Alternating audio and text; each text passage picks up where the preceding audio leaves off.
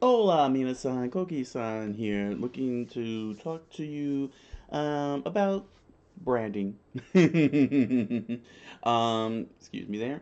Let's see. If you've noticed, and you probably most likely did, a lot of my videos got retitled, a whole heap of titles. So here's my explanation. It's pretty simple. Uh, Skibbity Toilet was a big help. Thanks to all of you who watched the Skibbity Toilet videos, my research videos into Skibbity Toilet. Really appreciate it, all your support. And for those of you who subscribed coming from the Skibbity Toilet videos, and those of you from the Hello Boss videos, thank you very much. Because here's the thing, and this is what happened. Um, During Skibbity Toilet, Hello Boss started getting more views, the season one videos, and then all of a sudden everything just stopped. I have no idea what happened. Everything went stagnant. I don't know what happened to the momentum. Right now, I'm stuck at 418 subscribers, and I'm looking for more because I do believe that the videos I have are entertaining and worthy of your time and such, and I like to earn your viewership, but I can't do it if the YouTube algorithms are screwed up. It's a rigged game. Because I did some investigation to find out why that happened. How did everything just, stop like that? And from what I understand, and you could correct me if I'm wrong, but from what I understand, what happened was that during that spike in viewership with the Skibbity Toilet and Hell of a Boss, YouTube's algorithms started heart checking my videos against its requirements. Apparently it's got like some kind of weird requirements or something in order for me to stay consistently in the recommended tabs that pops up on people's videos. Recommendation videos are when people are searching and they show a whole list and so on, saying the whole search engine thing. And somehow YouTube algorithm found me unworthy. It found me unworthy and just put everything to a halt. And from what I understand with the those YouTube help videos like vidIQ and comment sections and such, consistent titling and thumbnails are a key factor. Now, if now the thumbnails, now I decided to try out this app, vidIQ. I'm not paying for no service or anything. I can tell you that much. I just wanted the basics and saying. Unfortunately, they're like, yeah, if you want all this stuff, you gotta pay for it. But that's a whole other thing. I don't really need it. But they do have like a scoring system for how your thumbnails look and your titles look and all that stuff, and they're fine. My thumbnails were fine, and I just, and you've seen my more latest thumbnails, and I had to tweak those up, um, but they were fine. Saying same with the title. Well, the titlings were fine, but apparently, according to YouTube, because the titles were so inconsistent, it had no idea what the heck I'm doing with this channel. And watching some of these these self-help YouTube, become a YouTuber, whatever, these videos, they pointed that out too. So I looked at my videos and I saw what they mean. If you've seen my older titles, you've seen that some of them would say my first research reaction video, my first reaction, saying they were not consistently saying the same thing. It was like some variation of my first reaction, my first research reaction, my first research and reaction, that kind of combination. And that's also on top of the fact that that I had the title "Let's Read" for my manga reading videos, and other titles too, like my lore videos. So I could see where the situation is that not only did the YouTube algorithms have no idea what Coqui-san writing is, but I also believe it also contributed to viewers like you trying to figure out what Coqui-san writing is, because there wasn't anything consistent in the titling to convey and contextualize what's going on. Um, Coqui-san writing is about writing. It's about storytelling, lore, world building, all that stuff. It's all about the research. Okay, it's all about learning to write and everything. And you got to do it through a myriad of ways. You can't just do it through a one self-help book or going to a class. You know what I'm saying? And even writing your whole story alone, it's still not enough. You gotta learn. You gotta keep learning, and you gotta keep studying. And that's the whole purpose of the writing channel. Try to learn all sorts of different stories, different world builds, characterizations, how people did it, where people failed at, how to avoid traps and pitfalls and such like that. And that's the whole idea of the writing channel. That's why you see so many different things. Me reading manga, me reacting to anime, reacting to Skibby Toilet, writing lore videos about my channel, and that kind of stuff because that's what it's all about. It's all about the writing, and I'm trying to get back to rewriting, continue rewriting Truck No Boken Book One, and I want to get that. There's a lot of stuff that needs to be done in that, but but I gotta also keep up with the research and everything, and that kind of stuff. And it's very easy for me to make a video and throw it up there, but the whole point is to bring you guys into the fold too. That's the journey. That's the journey. It's all part. It's all part of the journey. To be able to study and learn. Problem is that I don't have all the time in the world to study and learn, and these videos are the perfect time for me to be able to study and learn and keep on expanding and so on. You know, and I want you guys to be part of it too. I want you guys to be part of it. Once I get the engine going again, and I start rewriting Truck No Boken, and I start posting it back up on SYOSETSU after I get the translations done into Japanese. I want you all in on it. I want you all in on it. But I want you all to see that I'm learning too. You know what I mean? Because when it comes to writing, especially when you're posting up on the internet, people get hesitant about the quality. You know what I'm saying?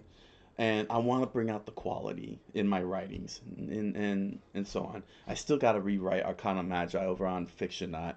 You know what I'm saying? I'm dealing with 135 chapters of that one, along with 10 short stories. So I'm dealing with a great undertaking, but doesn't mean that learning should not should just stop. That's why my videos are research videos, research and reaction videos. If you watch uh, manga reading videos and go to the reviews, you'll see how I explain things. You know what I'm saying? I'm trying to explain all this stuff. The writing and so on, and mechanics and what to watch out for and everything. You know, and most importantly, I'm trying to learn. I'm trying to learn things like Japanese culture because Japan is a very, very big influence in my creations, my writings, and such. And because I'm writing on Shosetsu and I'm translating my own works into Japanese, I got the perfect setup, by reacting to anime. But of course, I'm also reacting to American animation, particularly on YouTube, more specifically on YouTube. Um, you know, uh, because you can't just put all your eggs in one basket, basically, type of thing. But the point is that I want you guys in on it. You know what I mean? Because I also want you guys to read my works. I want you guys to read The Impossible Man and so on. But it won't work if you guys don't know I exist because YouTube algorithms don't want to acknowledge my existence. It's not to. I'm not calling on any of you, to rally around and, saying because as a YouTube viewer myself, I'm very finicky, just like you guys. Um, I will tell you this: when I watch a reaction video, yeah, I skip the intros. Just like you go straight to the reaction and skip the intros. I know, I know. I see the algorithms, and I don't take offense of it. I do the same when I see reaction videos. That's why I dropped the info. That's why I stopped putting intro in the the chapter setup. You know how you got those little chapter skips and everything. Yeah, I got rid of the intros because I know I do it too. You will watch those intros. And then you will comment, like, and subscribe. But the point is that um, I needed consistent titling. I didn't like change every single video. My storytelling thought videos were already consistent and very well titled, so I didn't have to change that. My Coqui-san lore videos, I'm not messing with the titlings of those, um, on those, and other older videos before 2024 were largely left alone. The only ones that got changed were the visual novel videos that I was playing. They're now called Writer Plays. The Let's Read videos are now called Writer Reads, and the research reaction video is called Writer Research and Reaction. And the reason why that title is like that is because they all have the one word in there, that one keyword, writer. Um, Looking at other, not just reaction videos, but other channels, like say the Angry Joe channel. He had in his title he has the word angry in his title. Every single one of his titles says angry review, angry reaction, angry play. Then with the reactors, like for example James vs. Cinema, he had every single title says filmmaker reacts to X, filmmaker reacts to X, filmmaker reacts to X. And then there's of course review videos like Hi Boy. Hi Boy, he has his videos saying movie title explained by an idiot, and every single video title says explained by an idiot, explained by an idiot, explained by an idiot. So you see what I'm saying? They use the same words over and over and over again, and and that's why I decided to retitle it, just so that way it could have that one word in there, writer, to link up with the channel term Coquisan writing. So the connection is there. Now, of course, it could be argued that I could have used the channel name Coqui-san in the titles, but I felt that would be a bad idea for a couple of reasons. One, not everybody can pronounce Coqui correctly. Most of the time, they pronounce it Coqui, which is understandable. You know what I'm saying? They don't realize it's Spanish. It comes from the indigenous frog of my home island, my people's island.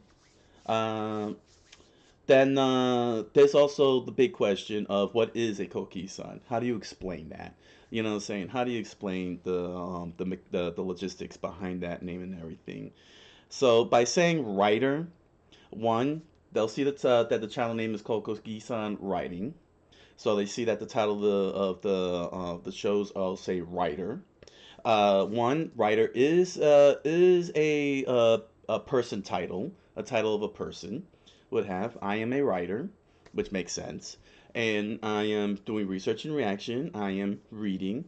I am playing. Doing whatever it is that I'm doing. But it is a person, saying in a sense, and that makes the connection with potential viewers that a person who is a writer, if you will, is doing something, and that should be able to help draw viewers into to see what is the writer doing, what is this writer researching, what is this writer reading, and so on.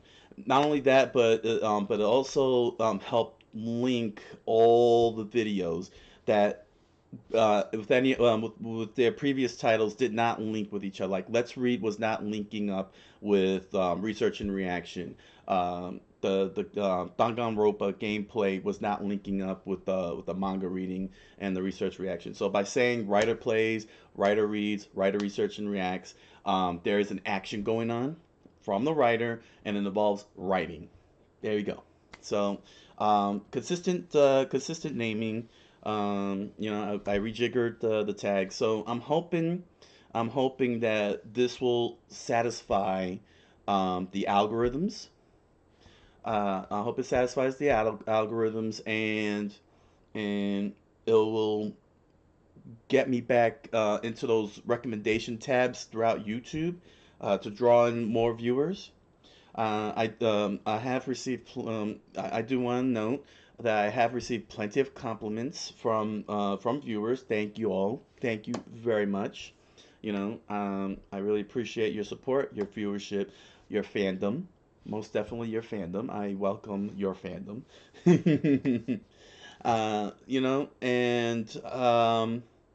And I believe that what I'm delivering, uh, is fun, entertaining, and most importantly, worthy of your time.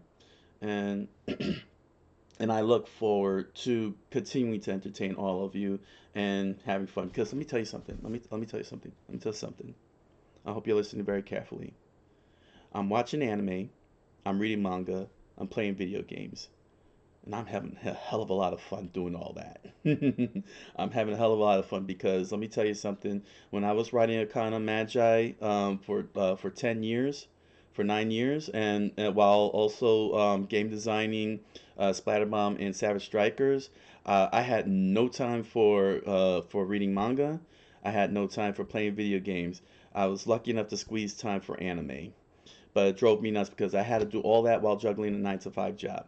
And let me tell you something, doing this, on the YouTube, but through the live streams, of course, through these live streams, has been very, very helpful because one, I am a diehard workaholic, and I don't take the time to relax or anything. And this was a great, and doing this with the live streams on YouTube really gives me a chance to relax. It gives me a chance to relax. It gives me a chance to have some fun. And yeah, it does turn into work. Yes, it does turn into work, but it is something that I am enjoying, taking the cue from the movie Office Space. If you've seen Office Space, you know what I'm talking about. If not, watch it. You'll understand. You gotta be able to work with what you love, and I love it. You know what I'm saying?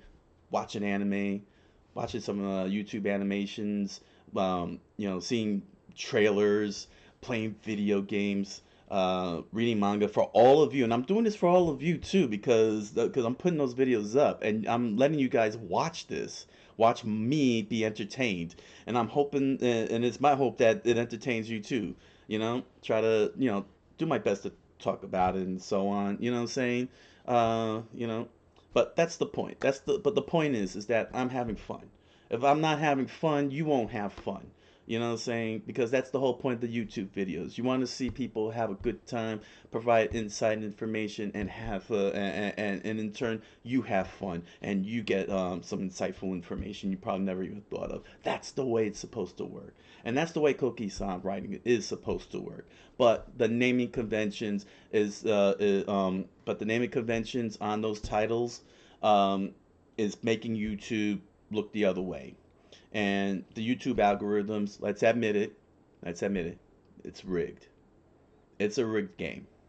There's a lot of small channels I've seen that have so much potential, some of them that already achieved their potential, and YouTube is not giving them a chance.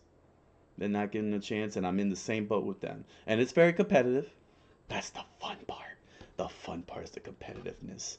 But uh, but it's not fun. But the competitiveness is not fun if YouTube is not giving small channels a chance to legitimately shine.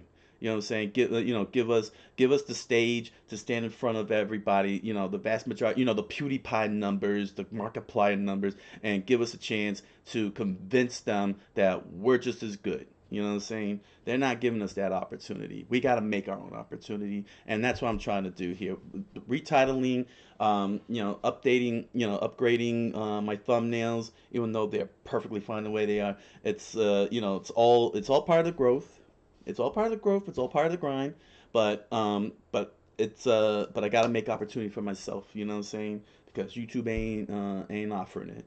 So thank you all for the opportunity to entertain all of you, have fun with all of you, hang out with all of you, and thank you all for your support and patience for all these changes. Hopefully the new titling for all these videos will get YouTube algorithms to wake the hell up and give me the opportunity I'm asking for to thrive on this platform. So thank you all for joining me. I look forward to seeing you in the comment sections and, of course, future live streams. So, until the next time, I wish you all a good night. Buenas noches and oyasumi nasai.